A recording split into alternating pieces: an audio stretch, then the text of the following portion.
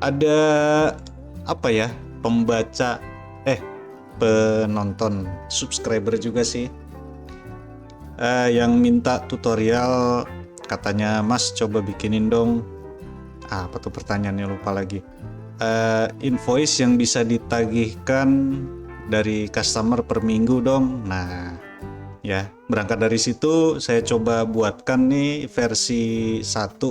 Tapi tabel ini pernah dipakai nih di pabrik mebel Gembira Ria ini, di entah di video berapa ya, nanti coba saya kasih linknya ya di cardnya.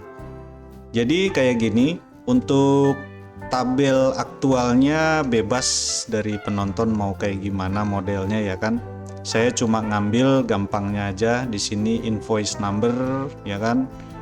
Lalu tanggal pembelian item ini bebas ya, nilai nominalnya juga disesuaikan aja sama aktualnya kayak gimana. Yang saya perlu hanya tanggal pembelian, nanti dari sini akan bisa ketahuan due date-nya tanggal berapa. Lalu ini yang menariknya adalah due date excluding holidays. Karena due date ini mengecualikan weekend, Sabtu dan Minggu. Lalu di sini ada perbedaannya, mengecualikan Sabtu dan Minggu dan juga mengecualikan hari libur nasional ya. Nah, hari libur nasional ini sudah saya buat, ini manual aja. Ada di kolom I dan J tanggal dan penjelasan hari libur 2023 ya. Ini diketik manual aja karena saya belum tahu nih cara ngambilnya gimana ya. Saya cuma nyontek-nyontek aja dari internet. Tanggal, bulan, tahun, lalu deskripsinya apa. Ini nanti kepake di rumus di rumus ya, formula di kolom F, due date excluding holidays. Tapi yang pertama yang penting banget yaitu dibuatkan tanggal hari ini ya. Di sini saya buatkan contoh, ini harus selalu ada nih, tanggal hari ini dan due date. Kalau tanggal hari ini cukup pakai formula sama dengan today aja. Kurung buka, kurung tutup, udah dia akan mengambil tanggal hari ini. Kalau pakai formula now, dia akan mengambil tanggal, bulan, dan tahun. Cuma formatnya beda ya di sini ya. Di sini apa nih? Custom atau apa? Pokoknya ada jamnya lah ya. Tapi enaknya sih pakai today aja biar simple ya. Sama dengan today, kurung buka dan kurung tutup, udah gitu aja. Kalau due date ini tinggal disesuaikan dengan kebijakan masing-masing perusahaan ya. Kalau para penonton due date-nya 60 hari, 90 hari ya ini tinggal dimasukin aja 60 atau 90. Ini dua ini sifatnya diem, statis ya. Nah, kalau di saya biar gampang contohnya, biar gampang ngitungnya juga, saya bikin due date-nya 10 hari ya. Jadi misalkan gini, invoice 62833. Tanggal pembelian 9 Januari 2023. Nah, si konsumen ini akan membayar sesuai dengan due date. Artinya tanggal pembelian 9 Januari ditambah 10 hari kemudian ya. Kalau kita nggak memperhitungkan weekend dan hari libur, ya gampang, tinggal 9 tambah 10, yaitu 19 Januari 2023 ya kan. Tapi kan biasanya di perusahaan-perusahaan mengecualikan weekend dan public holidays, jadi ada melar nih, ini akan lebih dari tanggal 19 ya. Oh iya, sebelum mulai ini tabelnya saya buat sebagai format table ya, jadi nggak pakai range kayak biasa, sebenarnya sama aja, cuma kedepannya memudahkan aja kan, seperti yang saya pernah bilang di video-video lalu. Nanti saya kasih linknya nih, 4 keuntungan atau berapa keuntungan menggunakan format table ya. Table ini saya namakan TBL invoice ya untuk table utamanya. Kalau ini juga sebenarnya saya bikin format range juga, cuma nggak terlalu kepake ya dengan nama TBL holidays. Bebas mau dibikin format table atau enggak, itu gimana pembaca aja. Jadi yang pertama due date. Due date ini dengan formula sama dengan workday. Workday aja ya, ada variasinya banyak tapi kita pakai sama dengan workday aja. start date-nya adalah di tanggal pembelian dengan invoice 62833 aja dulu ya. Nah, jangan kaget nih kenapa muncul add tanggal pembelian, karena saya bilang tadi saya pakai format table ya. Kalau nggak pakai format table atau pakai sel biasa, dia akan berubah normal jadi B5 ya, sama dengan workday kurung buka B5. Lalu days-nya adalah, nah days ini adalah due date-nya. Due date-nya adalah 10 hari yang ini ya kan, kurung tutup. Udah gitu aja. Nah, ini ada value, ada 6 karena kita belum bikin absolute reference ya. Lihat di sini. Nih. Ini workday tanggal pembelian, D2, bawahnya D3, D4 melorot ya kan. Nah, itu pentingnya membuat absolute reference. Jadi due date-nya ini kita kunci di kolom D2. Nah, gitu ya. Jadi due date pembelian 9 Januari 2023 dengan total 9.100.000 sekian. Due date 10 hari akan jatuh di 23 Januari 2023. Nah, ini kenapa saya bilang kalau tidak memperhitungkan weekend atau hari libur nasional harusnya 9 Januari tambah 10. 9 tambah 10 jadi 19 Januari ya kan. Tapi aktualnya due date-nya adalah 23 Januari 2023.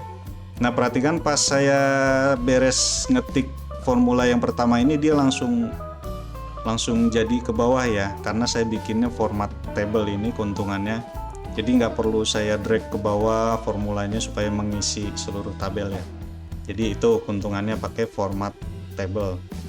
Nah, yang kedua yaitu due date excluding holidays. Nah, ini ada hubungannya dengan tanggal hari libur nasional ya. Formulanya sama dengan workday kurung buka tanggal pembelian ya 9 Januari, due date-nya juga sama 10 hari di sini, nah di sini ada opsional ditandai dengan bracket yaitu holidays di deskripsi formulanya ya.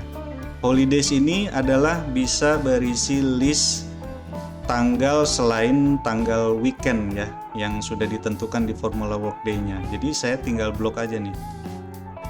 Tanggal 1 Januari sampai 25 Desember ini adalah tanggal-tanggal hari libur nasional, ya kan? Tinggal di kurung tutup. Udah gitu aja, gampang banget. Ya kan? Nanti kita lihat ada perbedaannya enggak. Nah, saya lupa melulu nih. Ini belum di absolute reference. Nah, gitu ya. Ini sebagai contoh ada nih, tanggal 22 Maret. Pembelian tanggal 8 Maret, nomor invoice 50766. Kalau ngikut nggak dipotong hari libur nasional, due date-nya harusnya 22 Maret ya, 2023. Tapi 22 Maret itu adalah hari libur, hari suci Nyepi. Jadinya dia mundur ke 23 Maret ya. Ini perbedaannya nih. Harusnya tanggal 22, jadinya tanggal 23. Nah, itu perbedaannya. Silahkan mau dipakai yang mana. Mau pakai due date biasa cuma motong weekend atau sekaligus motong hari libur nasional. Ya, gampang banget kan? Nah, yang terakhir nih, status invoicingnya ya. Kalau sudah lewat dari tanggal due date, kita bikin statusnya adalah overdue apa overdue sih bilangnya. Kalau due date-nya belum sampai ke tanggal sekarang berarti upcoming gitu aja kita bikin ya. Kalau tanggalnya sudah sesuai dengan tanggal hari ini, ya kita bikin aja misalkan proses invoice gitu aja ya. Dan selainnya saya bikin none aja karena untuk status if false-nya ya. Nah, ini ada hubungannya dengan tanggal hari ini nih yang sama dengan today ya. Jadi kita langsung aja kita bikin. Kita referensinya berdasarkan kolom F ya, due date excluding holidays. Sama dengan if Di video berapa tuh ya saya sudah bahas mengenai if. If kurung buka logical testnya adalah tanggal due date-nya ya, saya pakai yang excluding holidays. Jika tanggal due date excluding holidays kurang dari, pakai lambang operator ya, kurang dari tanggal hari ini gitu kan, koma atau disebutnya maka ya, maka saya akan bilang ini overdue gitu kan. Lalu if yang kedua, value if false-nya diabaikan aja dulu, langsung masuk if yang kedua.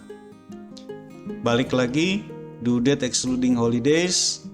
Jika tanggal due date excluding holidays lebih dari tanggal hari ini, artinya tanggal masih jauh ya dari due date-nya, maka atau koma saya kasih namanya upcoming. Lalu lanjut if ketiga, if kurung buka lagi, balik lagi ke sini, due date excluding holidays. Jika tanggal due date sama dengan tanggal hari ini gitu kan, maka saya bikin proses invoice. Lalu koma, tinggal terakhir aja value if false. Kalau nggak ada ketiga syarat ini, bebas lah bikin apa kayak gitu ya. Saya bikin none aja gitu. Lalu kurung tutupnya sesuai dengan kurung yang dibuka. 1, nah dia akan ada muncul highlight nih. 2, nah 3 di if yang pertama ya. Lalu tinggal enter aja. Nah gitu ya. Misal contoh ini nih, due date excluding holidays 23 Januari due date-nya, sekarang tanggal 13 Maret 2023, berarti sudah lewat ya kan, maka dia akan muncul statusnya overdue. Lalu ini 13 Maret, oh tunggu, ini ada kesalahan nih ya, coba saya lihat dulu nih, kadang if gini ribet nih, kurang dari D1, oh iya saya lupa nih penonton ya. Ini kan tanggal hari ini tuh absolute reference ya, lagi-lagi. Memang saya juga masih kadang kebiasaan lupa gitu kan. D1 ini tanggal harusnya diem di tempat, kalau enggak dia melorot referensinya ya. Nah gitu tuh. Tanggal 23 sudah lewat dari tanggal sekarang 13 Maret jadinya overdue. Yang 16 Februari juga overdue. Nah ini pas nih kebenaran nih. Tanggal pembelian 27 Februari, due date-nya 13 Maret, sekarang tanggal 13 Maret ya kan, maka dia akan muncul proses invoice.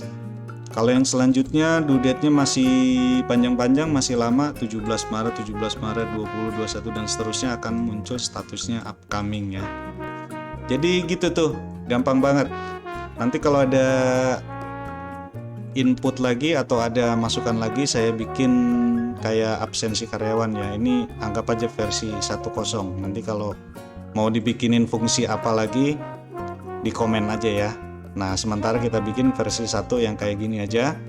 Jadi jangan lupa yang harus diem di absolute reference adalah tanggal hari ini, lalu due date.